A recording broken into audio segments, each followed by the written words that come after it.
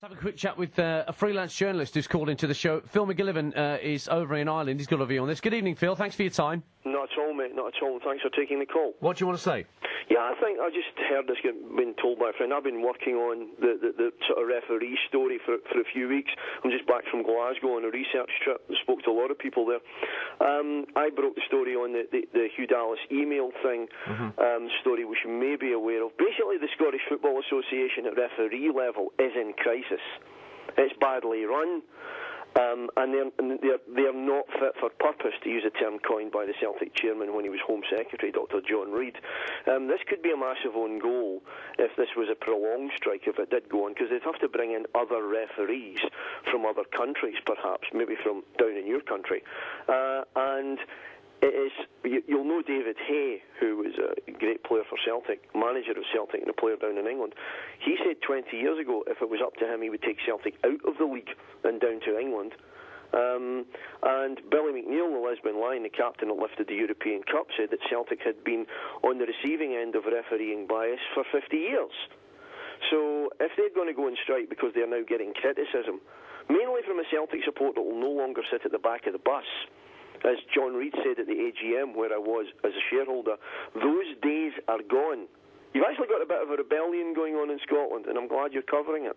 Well, it's intriguing. I mean, if it's going to bring up the Celtic and Rangers coming out of the league debate again... No, it's not Celtic and Rangers coming out of the league, just it's Celtic coming out of the league. Well, what about I just mentioned about the idea of county referees being promoted? If the Scottish authorities can't bring in refs from, let's say, Scandinavia, just to give an example, sure, they might have to delve down to those referees who normally watch, ref games with Stenhousemuir or Alloa. It's not about an organised conspiracy against Celtic. It's about a cultural bias against Celtic. I mean, last week a man was put in his resting place, and may he rest in peace, Jim Farry. But in 1998, when he was the top guy in the SFA, and it was found out in a court of inquiry that he held back a Celtic player's registration, right, to hinder Celtic and ipso facto help Rangers. Now, he paid for that with his job because the Celtic chairman at the time was a North American businessman who wasn't slow to go to law. Right? So what you've got here is a build-up of evidence and a build-up of steam now by a Celtic support driving forward, an increasingly educated Celtic support, driving forward the club to say, we won't take this anymore. And the referees and the authorities are kicking back at this. That's the story for us as journalists. You broadcast, me print.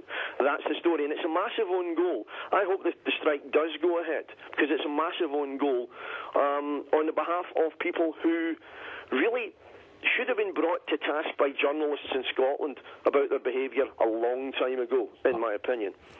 Appreciate your thoughts, Phil. Thanks for your call. A huge can of worms is being opened here, and it's going to unravel, and it's going to have layer after layer like an onion.